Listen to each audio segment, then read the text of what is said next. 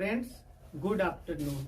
मैं हूं अनूप कुमार और स्वागत करता हूं मैं अपने यूट्यूब चैनल 22 जियो स्टडी में। फ्रेंड्स, यदि आप इस ईयर या आने वाले समय में किसी भी कंपटीशन एग्जाम अर्थात यूपीएससी से लेके यदि आप SSC, GD, railway, NTPC, SSC CGL इत्यादि एग्जाम देने वाले हैं, ये वीडियो आपके लिए बहुत ही ज़्यादा खास होने वाला है। क्यों खास होने वाला है?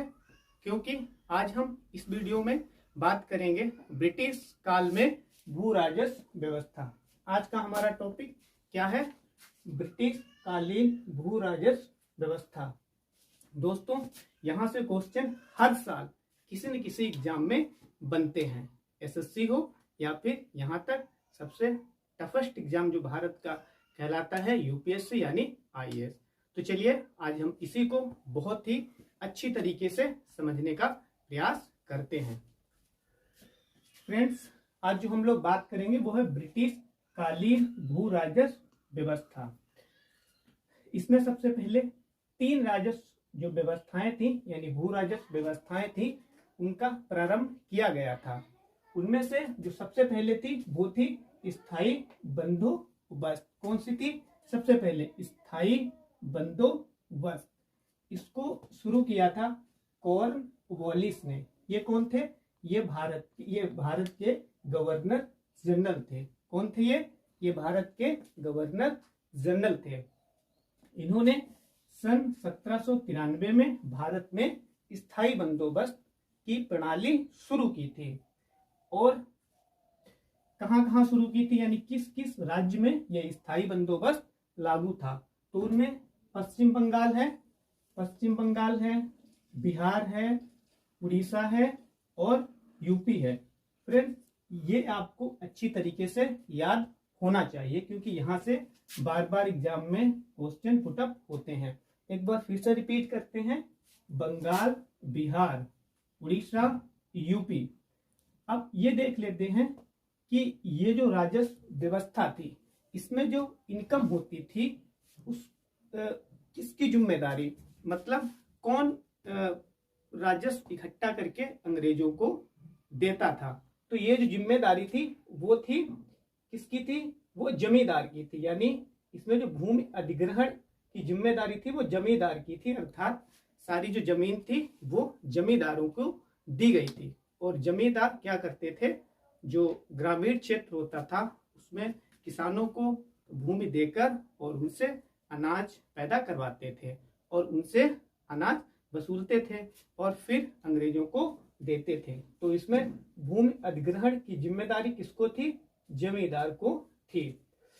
फिर यहाँ पे चौथा पॉइंट है समस्त अंग्रेजी भारत का 19%। फ्रेंड्स, इसका मतलब है जो भी क्षेत्र अंग्रेजों ने कब्जा कर रखा था या फिर जिस क्षेत्र पे अंग्रेजों का आधिपत्य था यानी अधिकार था, उसका कुल मिला के 19% क्षेत्रफल पर ये व्यवस्था यानी कि स्थायी बंदोबस्त लागू थी। कितने परसेंट पर? 19% पर। कुल भू क्षेत्र का 19% पर यह व्यवस्था लागू थी। फ्रेंड्स, इसे भी अच्छी तरीके से आपको ध्यान रखना है क्योंकि यहाँ से यूपीपीसीएस हो या फिर यूपीएससी हो, सभी एग्जाम यहाँ से एग्जाम में क्वेश्चंस बनते हैं। 5th पॉइंट हमारा क्या है? भू राजस्व देने की जिम्मेदारी जमींदार पर थी। तो ये तो हम पहले ही है 10/11 भाग कंपनी का, मतलब जो भी कुल जमींदार के पास रकम आती थी उसका जमींदार क्या करता था? 10/11 जो रकम का होता था भाग, वो कंपनी में अर्थात अंग्रेजों को वो देता था। उसके बाद जो उसके पास बच जाता था उसका 1/10 भाग जमींदार का खुद का हो जाता था।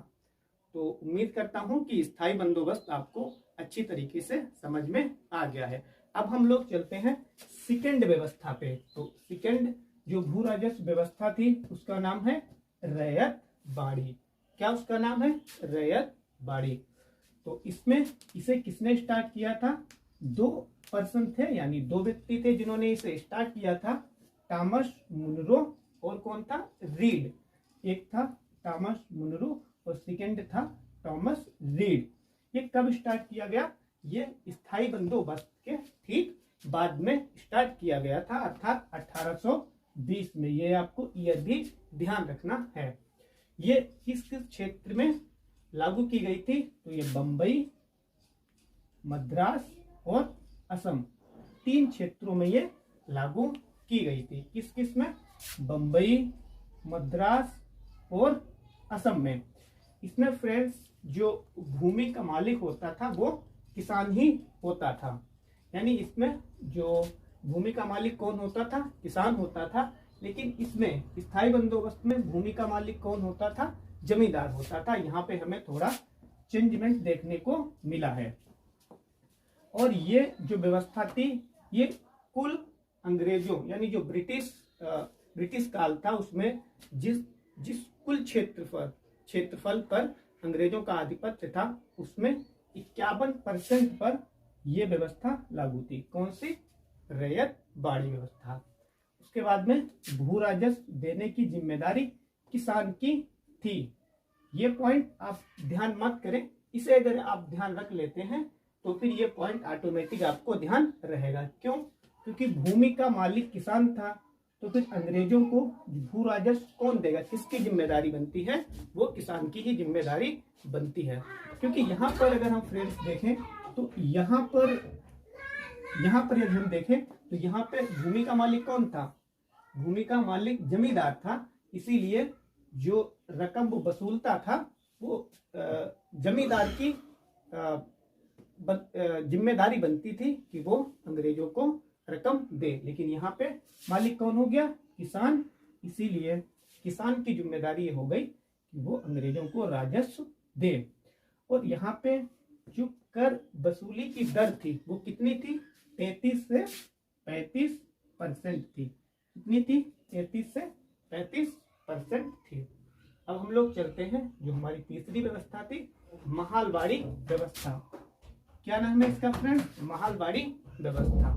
इसे किसने किसने प्रारंभ किया था, तो इसे मैकेंजी ने और मार्टिन वर्ड ने। कब स्टार्ट किया था इसे 1822 में प्रारंभ किया गया था।